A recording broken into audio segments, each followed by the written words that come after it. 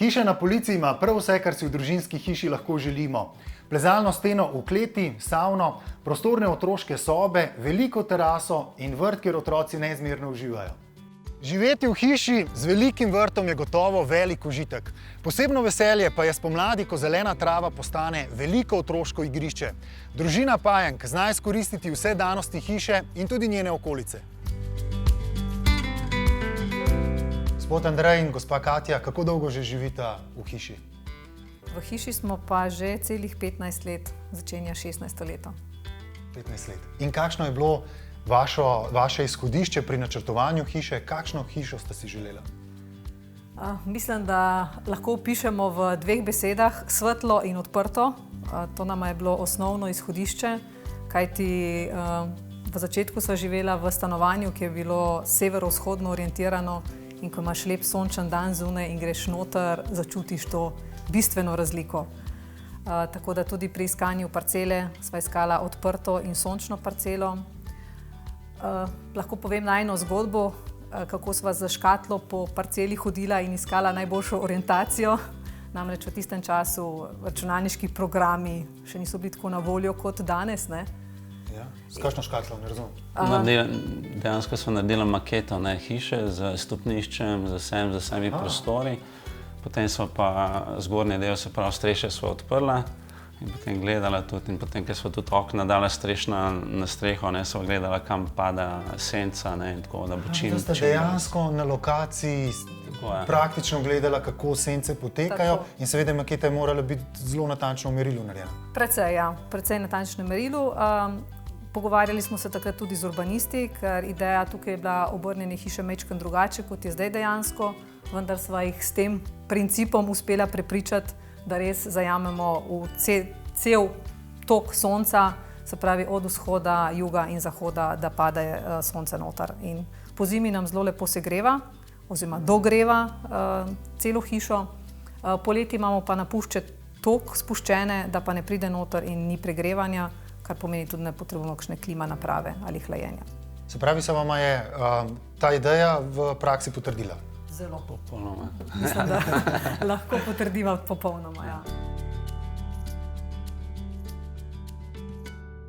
Spodnji prostori so namenjeni bolj sprostitvi, se pravi, spodaj imamo savno, da lahko se grejem ženo, ki je s Primorske, dol je plezalna stena, se pravi za šport, fitness, manjši fitness in pa televizor. Ideja hiše je bila, da pač imamo zunaj relativno veliko prostora in sva potem tudi poskušala, da pač so otroci čim več zunaj. Kjer se nekaj dogaja. In od spodaj so zelo odmaknjeni in ne grejo dol v klet, razen pač po zimi res, ko plezamo ali savno uporabljamo. Tale vrt in cela terasa je dejansko, ko imaš družino in otroke, idealno, ker samo odpreš, ni potrebno gledati, ali grejo na cesto, kaj se dogaja, ko so mlajši. Zdaj, ko so večji, pa tudi so zbirne točke tukaj v okolici in se dobivajo, igrajo, so zunaj. Ja, se vidite, da ste zelo povezani z naravno, tudi ta bivalni prostor imate povezan z vrtom. Kaj pa imate tudi zaseben zelenjavni vrt mogoče? Ja, res je. V bistvu sicer ne znam čisto povedati, kako je nas prišlo do tega, ampak oba v želji, da nekaj delamo na zemlji, pridelamo sami, se je to vedno bolj razvijalo in pred 3 leti smo tudi rastlinjak nabavili, tako da v bistvu zelenjavo tudi po zimi pridelamo sami, jo imamo sami doma. Zdaj, a je to pogojeno s tem zdravim načinom življenja ali bolj z veseljem, jaz bi rekla kar oboje, ker moraš imeti tudi veselje oziroma sprostitev ti mora to pomeniti. Kaj pa poleti ohlajevanje, glede na to, da imate kar precej strešnih oken? Ja, v bistvu grejo senčila, zunanja, notranja senčila, pač vse to vklopljeno. Ampak dodatne klime ne potrebujete? Ne, to pa ne. Je potrebno se precej, bom rekla, navaditi na bivanje oziroma navade prilagoditi.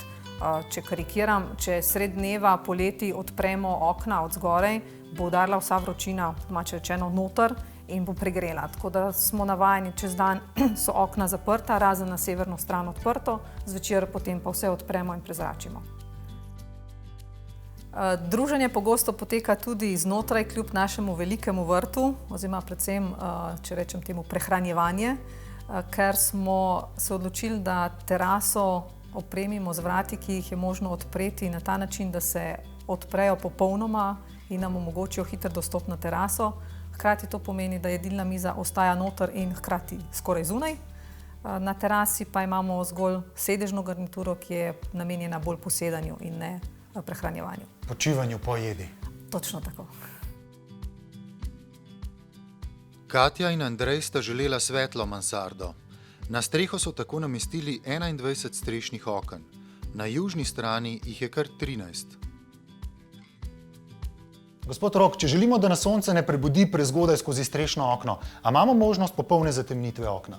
Seveda, imamo senčilo, katero nam zagotavlja 100% zatemnitev, ne glede na barvo samega senčila.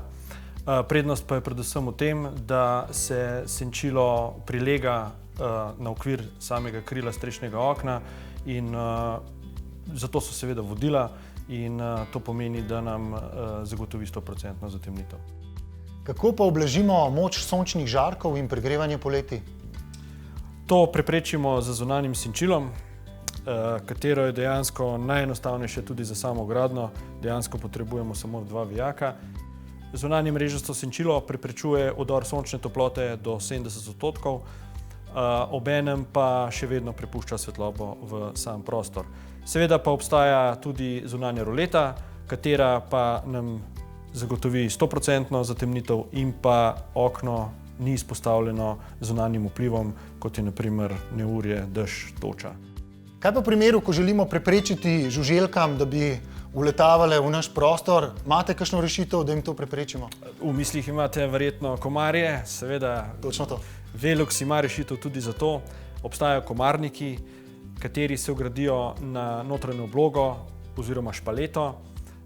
Možno je upravljanje od spodaj navzgor ali od zgoraj navzdol. Zadeva teče po vodilih, kar nam zagotovi dejansko, da komarji ne morejo priti v notranjost. Kaj pa, če želimo okno samo na pol zasenčiti, a imamo tudi to možnost? Imamo senčila, kot so razni pliseji in pa roloji, kar pomeni, da imamo nadzor nad svetlobo v prostoru. Obstaja pa seveda široka paleta barv in vzorcev za različne prostore, kot so kuhinje, kopalnice, dnevne sobe. Kako je pa z montažo senčil? Lahko to sam izvedem ali je to delo nekega mojstra, specialista? Torej, zadeva je precej enostavna. Vsa strešna okna imajo že pripravljena vodila, kamor vstaviš senčilo, ampak če pa se mogoče čutiš, da ne bi šlo, pa je v Sloveniji ogromno mojstrov, kateri to obvladajo. Se pravi, mi vi lahko svetujete oziroma date nekoga iz vaše mreže mojstrov, ki to zame opravi? Tako je, lahko greste na našo internetno spletno stran, kjer najdete seznam priporočenih monterjev in večinoma ljudje, kateri vgrajujejo strešna okna, vam vgradijo ravno tako tudi senčila. Kakšne mere vam moram pa posredovati, da mi boste lahko prodali pravilno senčilo za moje okno? Torej, vsa naša strešna okna Velux imajo posebno registracijsko ploščico na samem okvirju strešnega okna. Preberete kodo, sporočite trgovcu, krovcu, monterju in dobil boste ustrezno senčilo. Se pravi, brez merjenja? Brez merjenja. V otroški sobi sem opazil, da soba že ima svoje klasično okno, ampak poleg tega ste dali pa vgraditi še 3 strešna okna. Zakaj?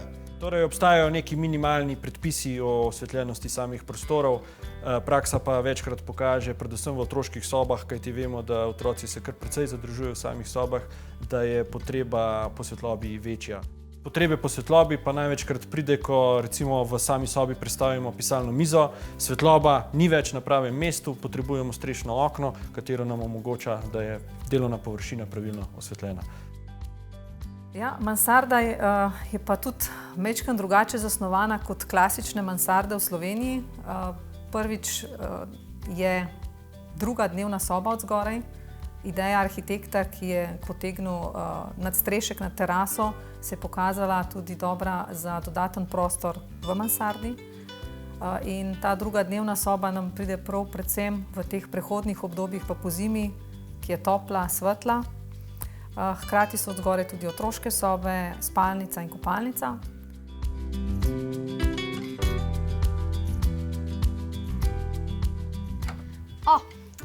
Jaz sem Nejc in to je moja soba.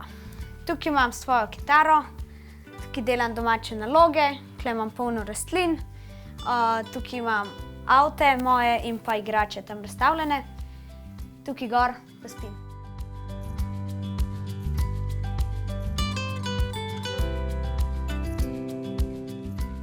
Glede na vašo skoraj da novo prikolico bi sodil, da precej potujete. Ja, kar precej, ja. Zelo radi potujemo, malo je vezano tudi s tem, da pač potem gojimo različne športe in pač moraš tudi potem potovati, da lahko to vse izvajaš. Sicer pa smo zelo radi doma, ne. Imamo zelo lep vrt, veliko prostora za igro, tako da so otroci izredno radi doma, tudi midva po napornem delovniku smo zunaj, sedimo zunaj in uživamo pač v tem, kar imamo.